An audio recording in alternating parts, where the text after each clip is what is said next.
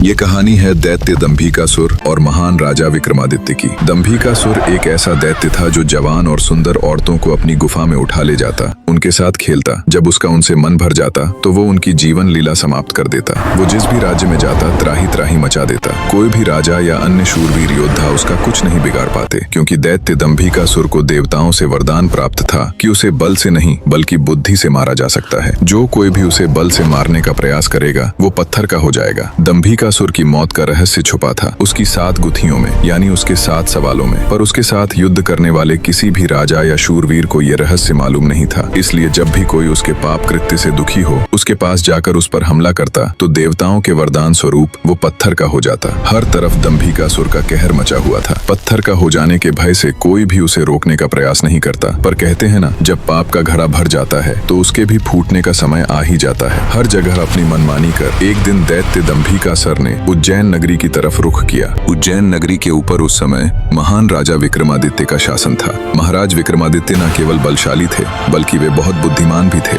उन्हें हर प्रकार के कौशल में महारत हासिल थी। उन्हीं दिनों में विक्रमादित्य की नगरी उज्जैन में एक धनी साहूकार रहता था। साहूकार के 2 लड़के थे। बड़े का नाम महेंद्र था और छोटे का लखन। बड़े लड़के का विवाह तो साहूकार ने कर दिया था, पर छोटे बेटे का विवाह करने से पहले ही वो ईश्वर को प्यारे हो गए। पिता के गुजर जाने के बाद कामकाज और व्यापार संभालने की सारी जिम्मेवारी दोनों भाइयों पर आ गई। दोनों भाई दिल लगाकर कारोबार संभालने में लग गए। दोनों भाई जब काम कर शाम को घर आते तो दरवाजे पर खड़ी महेंद्र की पत्नी अपने पति को दाएं हाथ से लोटा भरकर पानी देती और बाएं हाथ से अपने देवर लखन को। एक दिन लखन ने सोचा, भाभी हर रोज मुझे बाएं हाथ से पानी पीने को देती है, आज मैं उनके दाएं हाथ से पानी पीऊंगा। शाम को जब दोनों भाई काम से लौटे तो लखन अपनी भाभी के बाएं हाथ से पानी पीने के लिए अपने खड़े होने के स्थान को बदलकर अपने बड़े भाई महेंद्र की जगह पर खड़ा हो गया और बड़ा भाई महेंद्र उसकी जगह पर खड़ा हो गया। लखन की भाभी जब उनको पानी देने के लिए आई तो उसने एक हाथ को दूसरे हाथ के ऊपर से करते हुए दाएं हाथ का लोटा अपने पति को दे दिया और बाएं हाथ में पकड़ा हुआ लोटा लखन को दे दिया। ये देख लखन बोला,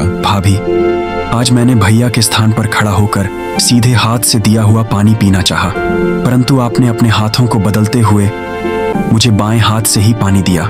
आप मुझे बताएं, आपने ऐसा क्यों किया? अगर तुम्हें सीधे हाथ का दिया हुआ पानी ही पीना है तो तुम भी अपने लिए सीधे हाथ से पानी पिलाने वाली ले आओ। भाभी की कही हुई बात लखन को चुभ गई। वो बिना पानी पिए ही भाभी से कहने लगा, तुम अपना पानी का लौटा और मैं यहाँ से जा रहा हूँ, और अब मैं तभी वापस आऊंगा जब मुझे सीधे हाथ से पानी देने वाली मिल जाएगी, वरना अपनी शक्ल नहीं दिखाऊंगा। इतना कहकर वो तुरंत मुड़ा और चल पड़ा। ये देख उसके बड़े भाई महेंद्र ने उसे रोकने की बहुत कोशिश की, पर वो नहीं माना और बोला, नहीं भैया, अब तो तभी वापस आऊंगा जब मुझे मेरे योग्य पत्नी मिल जाएगी। इतना कहकर वो घर छोड़कर चल दिया। चलते चलते वो अपने नगर से दूर कांचीपुरम शहर में पहुंच गया। कांचीपुरम का राजा चंद्रसेन एक धार्मिक विचारों वाला व्यक्ति था। उसके राज्य में चारों ओर अमन शांति का माहौल था, परंतु फिर भी राजा चंद्रसेन हमेशा दुखी रहता था। राजा के दुख का कारण था उसकी जवान बेटी चंद्रकला का स्वास्थ्य। चंद्रकला दिखने में तो अत्यंत खूबसूरत थी, पर उसे एक असाध्य रोग ने घेर रखा था, जिस कारण राजकुमारी हमेशा अचेत अवस्था में रहती थी। राजा ने बहुत सारे हकीम और वैद्य राजकुमारी को ठीक करने के लिए लगा रखे थे, लेकिन उनमें से कोई भी राजकुमारी को ठीक नहीं कर पा रहा था। ठीक कर पाना तो दूर, वे राजकुमारी चंद्रकला की बीमारी तक नहीं ढूंढ पा रहे थे। राजा को हमेशा यही दुख सताया जाता कि उसकी बेटी का क्या होगा, जब सभी प्रकार के वैद्य, हकीमों और पूजा पाठ, तंत्र मंत्र से भी राजकुमारी चंद्रकला को कोई फायदा नहीं हुआ। तो राजा ने अपने राज्य में ये घोषणा करवा दी, जो व्यक्ति मेरी बेटी को ठीक करेगा, मैं उसी के साथ अपनी बेटी चंद्रकला का विवाह कर दूंगा और उसे अपने राज्य का आधा हिस्सा भी दे दूंगा। जब राज्य की राजधानी में पहुंचा तो उसने देखा कि वहां हर तरफ राजकुमारी की चर्चा हो रही थी। राज्य का हर कोई व्यक्ति राजा की घोषणा और राजकुमारी की बीमारी की बात कर रहा था। जब लखन ने एक व्यक्ति से इस बारे में पूछा तो व्यक्ति ने राजकुमारी की बीमारी से लेकर राजा की घोषणा तक का सारा किस्सा लखन को बताया। सारी बातें सुन लखन कुछ देर वहां खड़ा विचार करता रहा। फिर कुछ सोचकर वो राजमहल की तरफ चल पड़ा। एक जिंदा सांप राजा की लड़की के पेट में रहता था। सांप ने राजा की लड़की को अपने वश में किया हुआ था।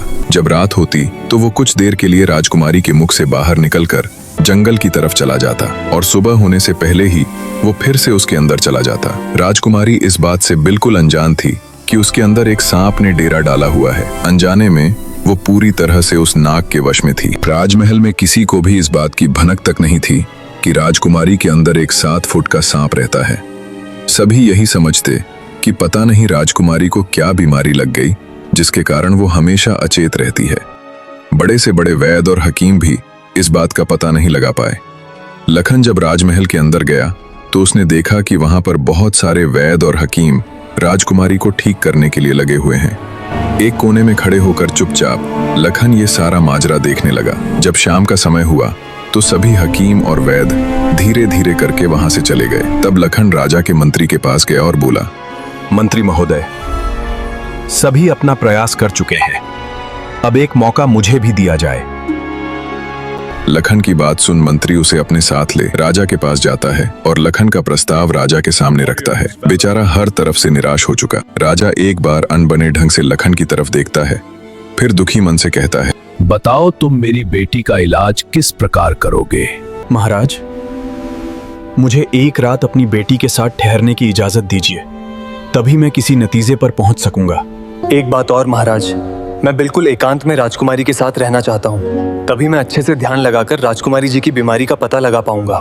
लखन की आत्मविश्वास भरी बातों से राजा के मन में हल्की सी उम्मीद जागी। उसने लखन को रात में राजकुमारी के साथ एकांत में रुकने की इजाजत दे दी। राजा की इजाजत मिलते ही लखन राजकुमारी के कक्ष में गया और उससे कुछ दूर एकदम चुपचाप बैठकर उसे देखने लगा। जैसे ही रात के 12 बजे का समय हुआ तो अचेत अवस्था में पड़ी हुई राजकुमारी के मुंह से सांप बाहर निकला और महल के परिसर से होता हुआ जंगल की ओर चला गया। यह सब देख लखन दंग रह गया। वह बिना कुछ हरकत किए चुपचाप वहीं बैठा रहा। जब रात का आखिरी पहर खत्म होने को आया तब वह सांप वापस लौटा और राजकुमारी चंद्रकला के मुख से होता हुआ पूरा उसके अंदर समा गया। दम साधे लखन यह सारा माजरा देखता रहा। सारा माजरा देख उसे समझते देर न लगी कि राजकुमारी की सारी बीमारी की जड़ यह सांप ही है। सुबह हुई तो राजा चंद्रसेन डर और बेसब्री के मिश्रित भावों के साथ लंबे लंबे कदम रखता हुआ अपने मंत्री के साथ राजकुमारी के कमरे में आया और बेसब्री से उसने लखन से पूछा, बताओ लड़के, तुम किस नतीजे पर पहुंचे?